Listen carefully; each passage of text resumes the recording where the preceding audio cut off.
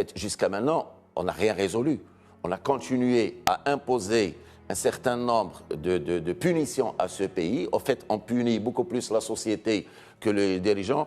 On le sait tous, jamais les dirigeants, les chefs d'État n'ont souffert des embargos. En fait, c'est toujours les populations qui souffrent des embargos. Mais au lieu d'aller vers une approche beaucoup plus positive pour trouver une solution, on est à crescendo en augmentant le niveau des embargos et des punitions pour ce pays. Le grand problème aussi, c'est que par la suite, il y a eu le Burkina et le Niger. Ne parlons pas des autres pays qui ont connu de semblables situations, mais qui n'ont pas connu les mêmes approches, les mêmes sanctions. Et juste pour un petit rappel, j'ai un petit péché mignon, celui de l'histoire de l'historien que je suis, mais les gens qui ont signé les accords de 75 de la CEDEAO, en majorité, c'était des putschistes qui ont mis en place, et par la suite, il y a eu toutes sortes de putsch, que ce soit troisième mandat, que ce soit nouvelle constitution. Donc, personne n'a de leçons à donner aux autres. Personne n'a de leçons à donner. Donc, oui, on peut dire non, et moi je salue quand même un certain nombre de positions, peu importe l'agenda derrière, par exemple, du Togo, qui a toujours été un élément extrêmement stabilisateur dans cette situation-là, où on voit un certain nombre de pays qui sont complètement contre, qui veulent, c'est-à-dire par tous les moyens, revenir à une situation qu'on sait complètement que ce n'est pas possible qu'on revienne en arrière. Ce n'est plus possible. On peut aller vers une autre solution, une autre forme, mais on ne peut pas faire marche arrière et reprendre les gouvernements qui ont été déchus. Donc, à mon avis, c'est des pays où il y a eu une demande sociétale d'ailleurs, parce que ça, on l'oublie assez souvent. Il y a eu une demande sociétale de retour des militaires. Les transitions, soi-disant démocratiques et civiles, n'ont pas donné les résultats escomptés par les populations. Ça ne veut pas dire que les gens sont antidémocratiques, mais on a tenté de faire de la démocratie. Et ça, on le sait tous, les gens au Mali le savent, au Niger, ils le savent, au Burkina, on le sait très très bien. En fait, les classes politiques civiles n'ont pas trop changé de manière. Les mêmes structures de mauvaise gouvernance ont continué, et même parfois de manière beaucoup plus catastrophique.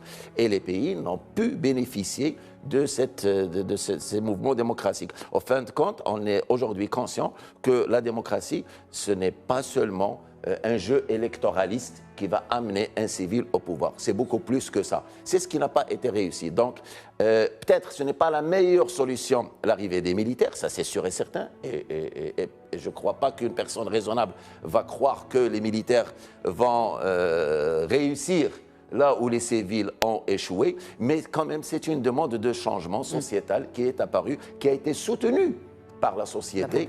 Et il y a aujourd'hui un certain nombre d'actions qui commencent à se mettre en place. Alors, si on évite les interventions étrangères, si on se focalise sur les contradictions internes avec des agents internes, avec un langage interne, je pense qu'il y a moyen de résoudre le problème. Mais la question principale aujourd'hui, tout le monde, oui, condamne ou bien a peur de cette sortie. Je ne sais pas comment ces trois pays ont bien... Cette sortie qu'implique cette sortie, professeur Bassou, qu'implique cette sortie en sachant que eh bien, ces pays-là, le Mali, le Burkina ou le Niger, qu'est-ce qu'ils reprochent à la CEDEAO? C'est pour nos téléspectateurs, l'éloignement des idéaux des pères fondateurs et du panafricanisme, influence de puissances étrangères, menaces pour ses États membres et non-assistance dans la lutte contre le terrorisme et l'insécurité. Nous avons commencé par ce volet justement, et imposition de sanctions jugées illégales, illégitimes et inhumaines, ce que vous venez effectivement de développer, Chegraoui. Alors, professeur Bassou, qu'est-ce que ça implique? Je crois que c'est le principe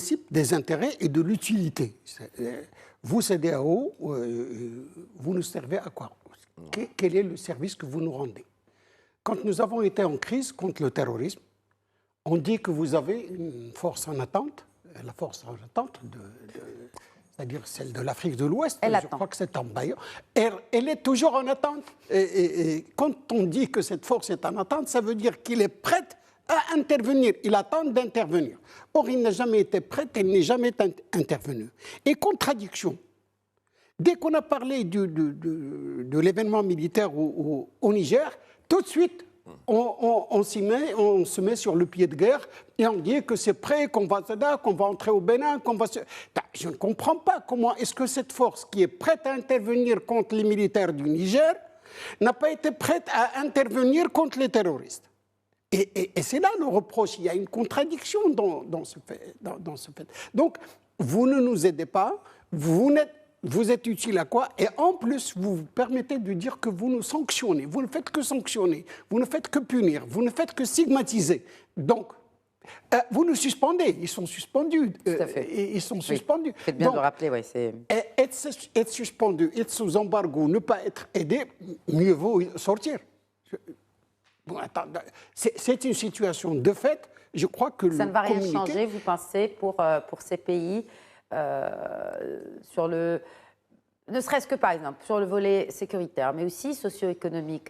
On s'intéresse aux populations de ces régions qui sont déjà sanctionnées. Je crois qu'au point de vue sécuritaire, c'est la CEDEAO qui perd.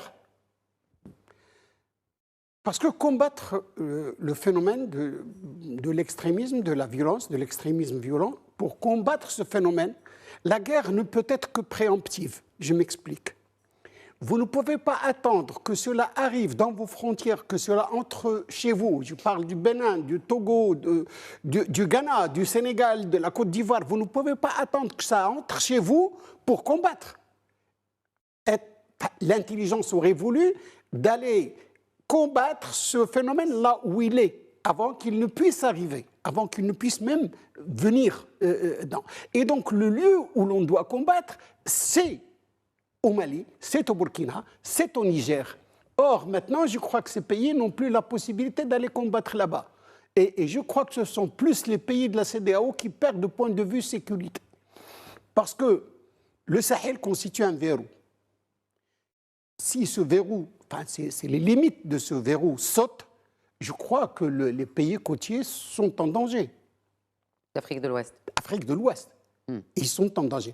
Donc, je crois que du point de vue sécuritaire, je ne crois pas que ces trois pays-là perdent quelque chose parce qu'il n'y avait pas déjà, il n'y avait rien. Quand on ne reçoit rien, quand on coupe, on ne perd rien.